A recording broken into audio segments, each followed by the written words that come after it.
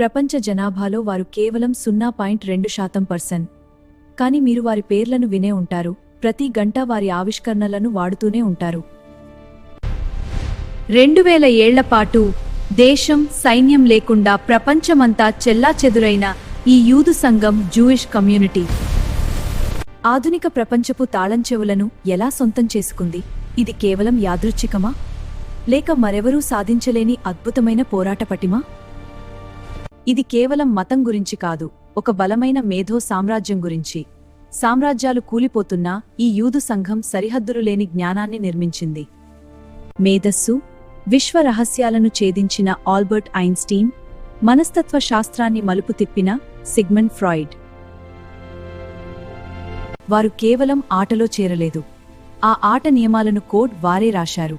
పారిశ్రామిక విప్లవం నుండి మీ జేబులో ఉన్న సిలికాన్ చిప్స్ వరకు యూదు సంఘమే. ఈ యూదు సంప్రదాయంలో ఒక పదం ఉంది, చుత్స్పా, అంటే శూన్యం నుండి అద్భుతాన్ని సృష్టించే ధైర్యం.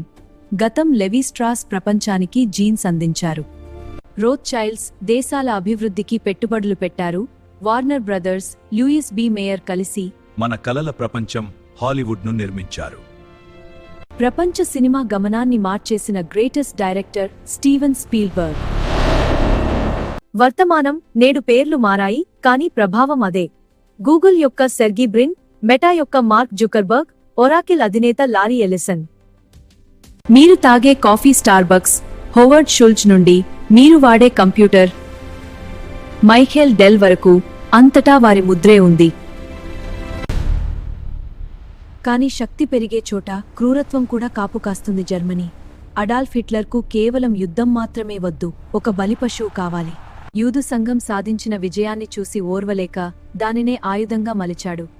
వారు జర్మనీని నాశనం చేస్తున్నారంటూ ఒక పెద్ద అబద్ధాన్ని ప్రచారం చేశాడు.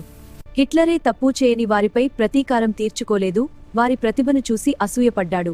మొదటి ప్రపంచ యుద్ధం ఓటమికి, ఆర్థిక సంక్షోభానికి వారే కారణమని బ్లేమ్ చేశాడు. హోలోకాస్ట్ ద్వారా 60 లక్షల మంది యూదులను మట్టుబెట్టాడు. కాని అతను ఒక్కటి మర్చిపోయాడు, అదే వారి మనుగడ శక్తి.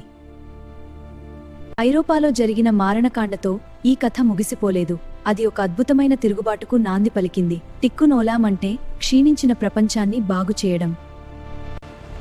ఈ సిద్ధాంతంతో యూదు సంఘం మళ్లీ ప్రాణం పోసుకుంది. ఎడారిలో ఒక అత్యాధునిక దేశాన్ని నిర్మించుకున్నారు. వాషింగ్టన్ నుండి న్యూఢిల్లీ వరకు నేడు ప్రతి రాజకీయ, రక్షణ సమీకరణాల్లో వారు కీలక పాత్ర పోషిస్తున్నారు. అంతం కావడానికి నిరాకరించిన సంఘం, విస్మరించలేని వారసత్వం. వారు చరిత్రలోని చీకటి కోణాలను ఎదుర్కొని ప్రపంచానికి వెలుగునిచ్చే భవిష్యత్తును నిర్మించారు. అసలైన ప్రశ్న ఏమిటంటే, తదుపరి వారు ఏం నిర్మించబోతున్నారు?